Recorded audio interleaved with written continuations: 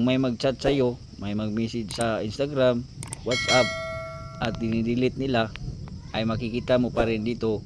Paano nga ba basahin ang mga unsent messages doon sa ating messenger? Kung interesado ka kaibigan sa ating video, maaari bang pag-click ang follow button sa tabi ng pangalan ko para updated ka palagi sa ating mga videos.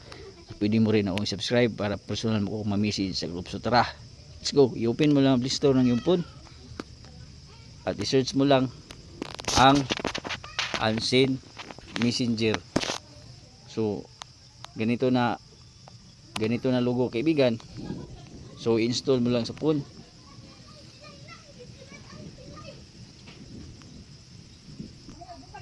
So open mo lang.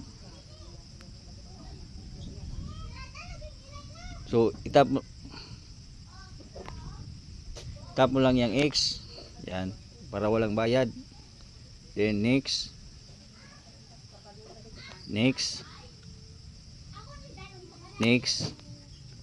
Then dito, pipili ka lang ng nais mong malaman ng mga unsent. So naka-check na to, Messenger, WhatsApp, Instagram, o ano pa mang mga app na gumagawa ng mga messages. So next lang natin. Tap natin give authorization. So i-on lang natin itong unsent. So i-allow lang natin sa phone. Allow. So mag-back lang tayo. Back tayo. Allow mo lang. Then tap mo itong box. Then okay.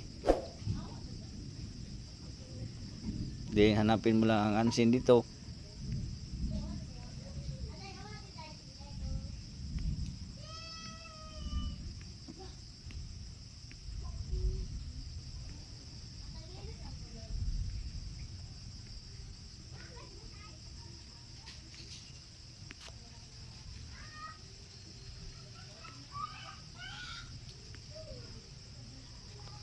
Itap mo lang ang unsent.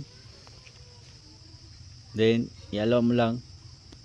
Yan, allow mo lang. Then back tayo. Back lang. So kung may mag-chat sa iyo, may mag-message sa Instagram, WhatsApp, at dinidelete nila, ay makikita mo pa rin dito sa unsent messenger. So ganoon lang kaibigan. Huwag kalimutang i-share ang ating videos. Tandaan ang kalaman ay kayamanan. God bless sa ating lahat. Paano nga ba i-delete lahat ng mga storage sa ating messenger? Pakalaga nito kaibigan, kung sakaling hindi ka gusto na malaman ang storage ng iyong messenger, yung mga message, photos, videos, o anumang kaganapan sa messenger, ay pwede mo ito i-delete sa mga ganitong tutorial. Kaibigan, kung interesado ka sa video, maaari bang pakiclick ang follow button sa tabi ng pangalan ko para updated ka palagi sa ating video. At pwede mo rin ako subscribe para personal mo kong message sa group. So tara, i-open mo ang messenger. Tap ang tatlong line. Tap ang settings. Scroll up. Tap ang privacy and safety. Tap mo itong end-to-end encrypted chats.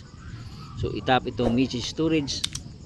Itap ang delete secure storage. So continue. So sa ganyang paraan kaibigan, lahat ng mga storage sa messenger, mga kunbo, lahat nga ay madidelete na ito. So ganun lang kaibigan, mag-delete ng mga storage sa ating messenger. Huwag kalimutan i-share natin videos. Tandaan ang kalaman na kay man. God bless sa lahat.